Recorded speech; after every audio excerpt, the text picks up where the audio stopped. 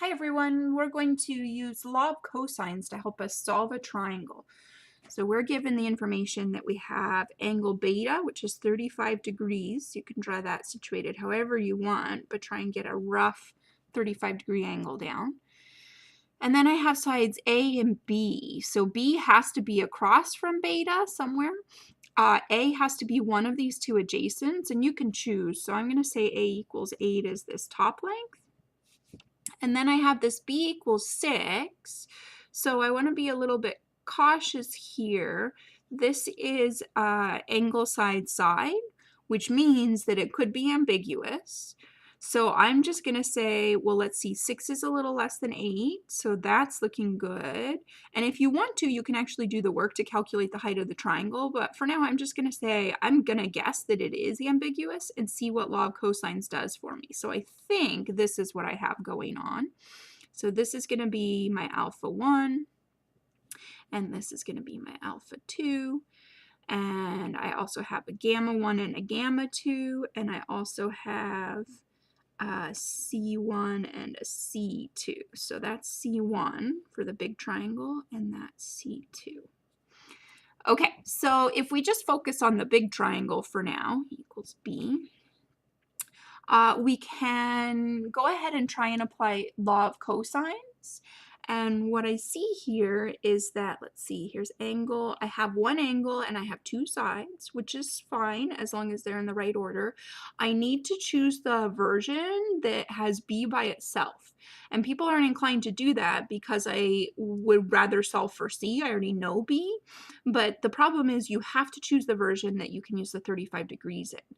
So we'll say B squared, which is 36, is equal to A squared, 64, plus C squared, and I won't claim which one yet. We'll see which one it finds, minus, well, let's see, I'm forgetting, 2AC, so 2 times A is 16, times cosine of alpha.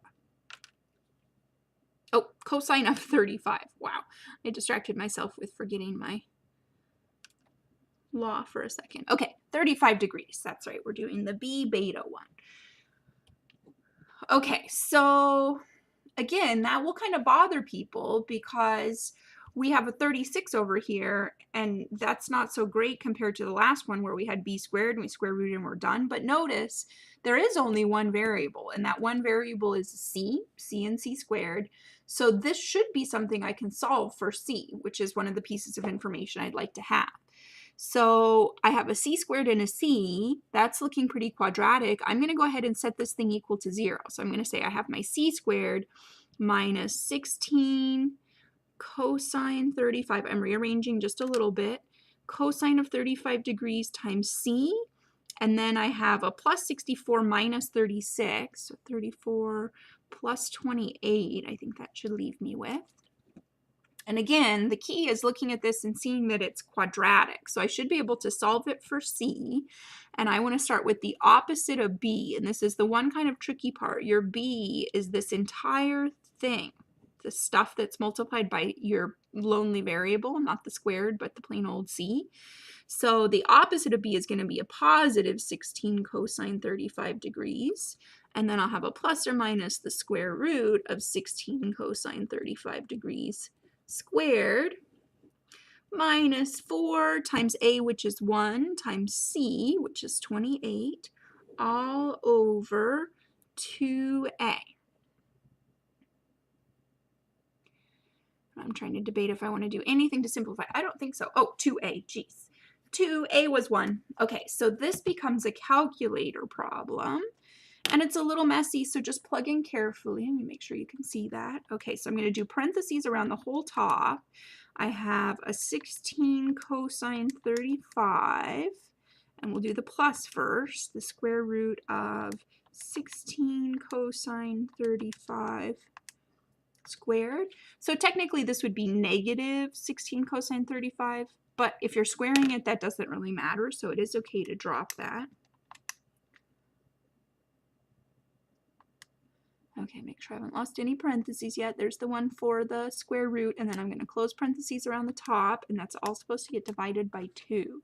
So I'm getting about 10.42, And then if I go back up and change that plus to a minus, I get 2.69. Okay, so back to my picture. What I'm getting is actually quite fantastic. I'm getting both C1 and C2. So the first one is C1, the longer one, and the second one is C2. So this is what I'm saying. Law of cosines might be a little messier to solve, but it will give you side lengths for both triangles. And then from here, you would just want to go through and take whichever one, take one at a time. So here's the big one.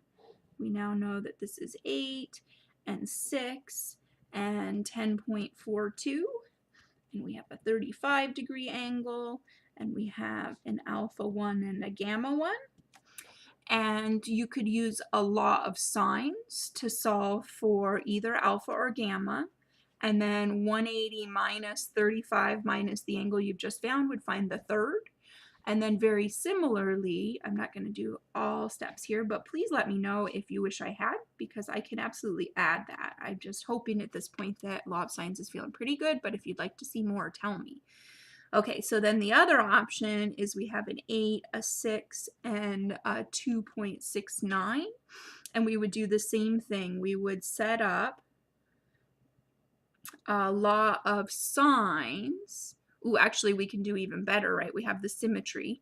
So we could say if we found alpha 1, then 180 minus alpha 1 should give us alpha 2. Oh, these are supposed to be 2's. And then we could do 180 minus 35 minus whatever we got to get gamma 2. And then we could, I think we're done, and that's all of it. So you will have to work through 2 triangles again.